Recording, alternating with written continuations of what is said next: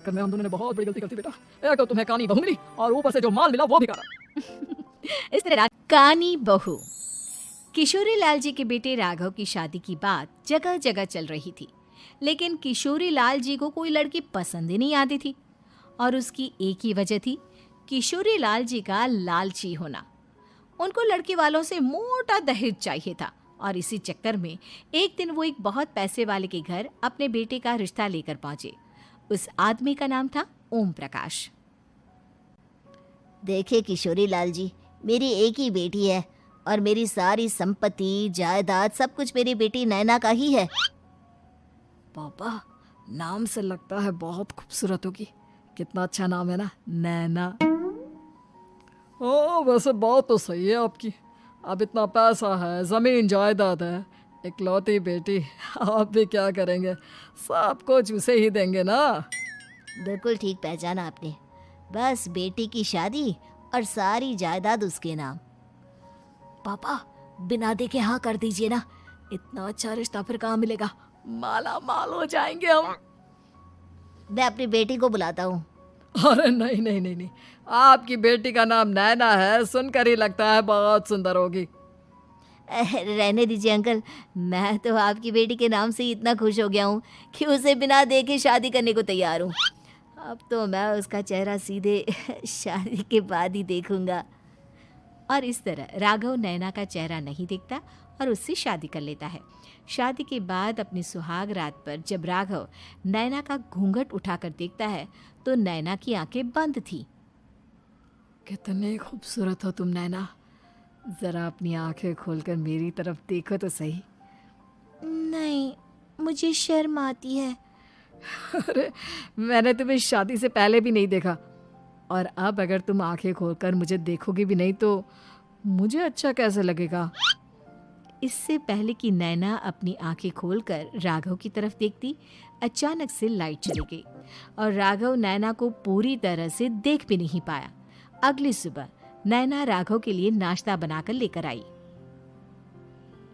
अरे ये क्या, आधा पराठा सेका हुआ है और आधा बिल्कुल कच्चा। ये तुमने क्या किया नैना? बहू, तुमने क्या आधा पराठा तवे से नीचे लटका कर रखा था, जो आधा सेका है और आधा कच्चा? मुझे जितना दिखेगा उतना ही तो सीखूंगी ना पापा जी। जहाँ जहाँ मुझे नजर आ रहा था वहाँ मैंने सीख लिया, जहाँ जहाँ नहीं दिखा वहाँ कच्चा रह गया होगा। इसका क्या मतलब है? ये कैसा मजाक कर रही है तुम? अरे बहू, तुमने इतना लंबा घूंघट क्यों लगाया हुआ है? देखो, हमारे घर में बहुओं को बेटी की तरह रखा जाता है, और फिर तुम तो इतना सारा माल लेकर आई हो। देखो, ये घूंघट डालकर रखने की कोई ज़रूरत नहीं है। हाँ नैना, पापा जी ठीक कह रहे हैं, तुम तो आराम से रहो, अपना ही घर समझो। नैना अचानक से अपना घूंघट उठा लेती है। अरे ये क्या पापा, नैना की तो एक आंख फूटी हुई है। नाम से नैना, लेकिन ये तो कानी बहू निकली। मेरे साथ धोखा हुआ है, धोखा। बिना दिखाए अपनी कानी लड़की मेरे संग ब्याह दी। मुझे कानी बीवी नहीं चाहिए। मुझे अभी ओम प्रकाश जी से बात करनी पड़ेगी। आखिर उन्होंने मेरे साथ ऐसा किया क्यों? अरे, आप लोगों ने ही तो पापा से कहा था कि आप लोग शादी से पहले मुझे देखना नहीं चाहते। अब मेरे पापा पर क्यों इल्जाम लगा रहे हैं? अरे लेकिन उन्हें बताना तो चाहिए था ना कि तुम कानी हो, एक आंख से तुम्हें दिखाई नहीं देता। किशोरी लाल और राघव नाराज होकर ओम प्रकाश को अपने घर बुलाते हैं। पापा जी, ये आपने क्या किया? शादी से पहले बताया क्यों नहीं कि नैना की आंखों में परेशानी है? अरे, आप ही ने तो लड़की देखने से मना कर दिया था। अरे लेकिन आप बता तो सकते थे। आपको तो हमारी बेटी की प्रॉपर्टी चाहिए थी, वो भी पूरी की पूरी। अब क्या हुआ अगर उसे आधा दिखाई देता है? प्रॉपर्टी तो आपको पूरी मिल गई ना। अरे ये क्या बात हुई? मेरी शादी प्रॉपर्टी से नहीं, आपकी बेटी से हुई है। अब ये तो पहले सोचना चाहिए था, तब तो मेरी प्रॉपर्टी देखकर तुम्हारी जुबान लप लप आ रही थी। लेकिन मैं कानी लड़की को अपनी बीवी बनाकर नहीं रख सकता। पापा, कुछ करिए ना आप। हाँ, करता हूँ। देखिए ओम प्रकाश जी, आप हमारे साथ ऐसा नहीं कर सकते। और तुम देखो, अगर तुमने मेरी बेटी से शादी तोड़ी ना, तो जो भी प्रॉपर्टी मैंने तुम्हें दी है वो तो पूरी की पूरी वापस ले ही लूँगा, और आधी प्रॉपर्टी तुम्हारी भी लूँगा। अरे मेरी आधी प्रॉपर्टी भला क्यों लेंगे आप? इसलिए क्योंकि मेरी बेटी को आधा नज़र आता है और उसकी नज़र अभी तक तुम्हारी आधी जायदाद पर ही पड़ी है। अब तुम उसे घर से निकालोगे तो कुछ तो लेकर जाएगी ना।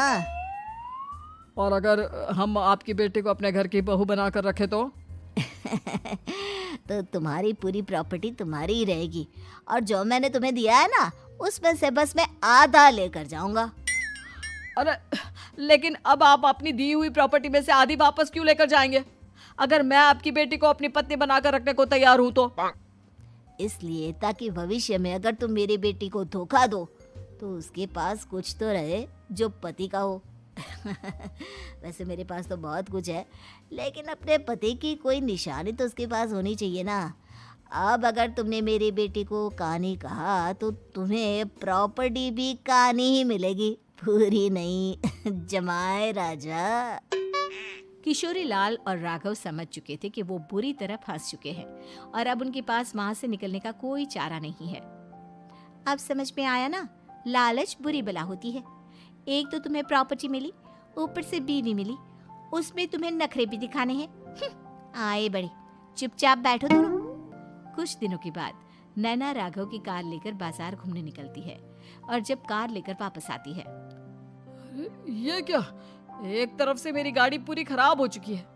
लगता है तुमने मेरी गाड़ी को किसी दूसरी गाड़ी के साथ एक्सीडेंट किया है। अरे अरे, कितना बड़ा नुकसान कर दिया तुमने बहू। वो क्या है ना पापा जी, मुझे एक आंख से दिखाई नहीं दे रहा था, सामने से गाड़ी आ रही थी। मुझे तो सिर्फ आधा ही दिखाई दिया और वो गाड़ी मेरी कार से रगड़ते हुए निकल गई। अब मैं क्या करूं बताओ? आप इसे ठीक कराने के पैसे कौन देगा? तुम्हारे पापा? तुमने मुझसे इस तरह से बात की? अभी रुको। नैना राघव की शिकायत ओम प्रकाश को कर देती है। देखो राघव, अब जो मेरी आधी प्रॉपर्टी तुम्हारे पास थी ना, उसमें से आधी और मैं लेकर जाऊंगा, क्योंकि तुमने मेरी बेटी को डांटा। अरे नहीं नहीं पापा जी, गलती हो गई, माफ कर दो। गलती की तो कोई गुंजाइश ही नहीं। अगली बार मेरी बेटी को डांटा तो बची हुई आधी में से आधी और ले जाऊंगा। लालच के चक्कर